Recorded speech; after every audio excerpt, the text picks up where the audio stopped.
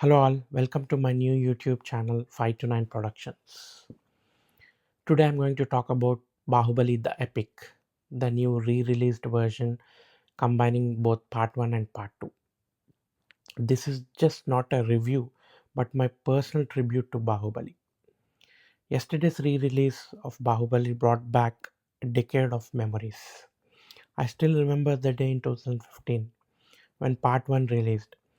I literally took a vacation from work just to catch the first day first show. And even today, those first images are still vivid. It wasn't just excitement, it was pride. A similar feeling we get when India wins a medal or a World Cup match.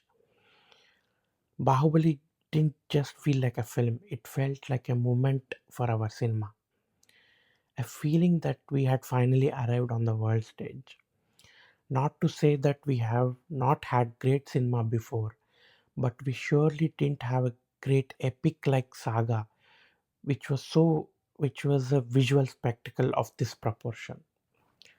We had known the imagination capacity of Rajamouli in EEga and seen glimpses of it in Magadheera, but Bahubali was biggest in scale. Some images are now part of India's cultural memory. Shivagami holding the baby in the river while she is drowning, the mighty waterfall, the unforgettable moment Kattappa killing Bahubali, or Prabhas on the elephant. There are many more. Watching them again on the big screen just felt magical. In the re-release, with both parts condensed into one cut, the emotional highs come faster. We already know the story, so this time it was pure adrenaline. While Bahubali is Rajamouli's vision and conviction, it also requires an army behind him. Senthil, who has been working from with Rajamouli for a number of films, delivered again with this film, along with VFX team under supervision of Srinivas Mohan. They together mount never seen before visuals. Kiravani, of course, with his music gave us a score of a saga matching the vision of the film. And whether it's Sabu Cyril's production design or rest of the acting cast, Rana, Ramakrishna, Nazar, Satyaraj, Anushka, I think it's easy to say that all of them had their career best performances even till today. And of course, center of it all stood Prabhas, regal on screen, but even more committed off screen, dedicating 5 years just for this one film. But to realize Rajamouli's dreams, he needed an enabler. That's producer Shobhu Yalagata. The budget of Bahubali 1 ended up being close to 200 crores, which was at that time was the most expensive Indian film. The previous highest grossing Telugu film had been Magadheera with a share of 80 crore. So the makers were betting more than twice the highest grossing Telugu film. So this was a massive risk. In one of the interviews, when asked, Rajmouli said Shobhu agreed to this wild ambition because he too was a dreamer. He not just provided the resources, he devised a path breaking marketing strategy. Before even the shooting of the film commenced, they started releasing prep footage. Then followed up with BTS behind the scenes videos, glimpses into the world they were building.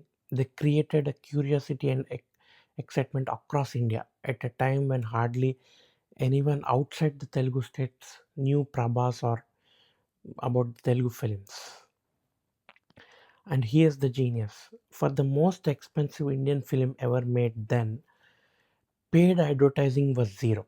Yes, they had such a strong content and a social media game that the television or the newspapers, they were covering Bahubali by themselves. There was no need to pay for it.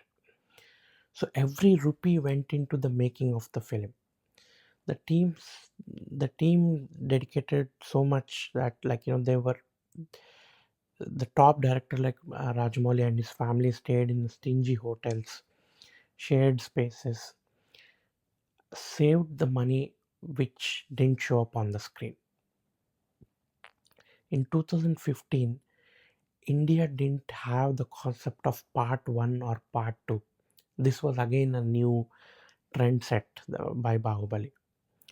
And of course, it also laid the foundations for this pan India phenomenon. Before Bahubali, there were multiple industries in different states, but what Bahubali achieved was to create one big India market.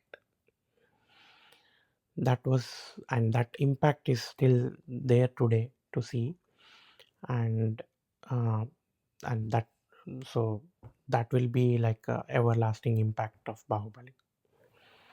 As I walked out of the theater, even after 10 years, I was filled with a sense of pride, a feeling of high that a Telugu film, an Indian film, has made and presented it at such a grand scale. Hats off to S.S. Rajamouli for his courage to dream and perseverance to make it come alive. Some stories rise to become legends for generations to come. Once upon a time, there was Bahubali.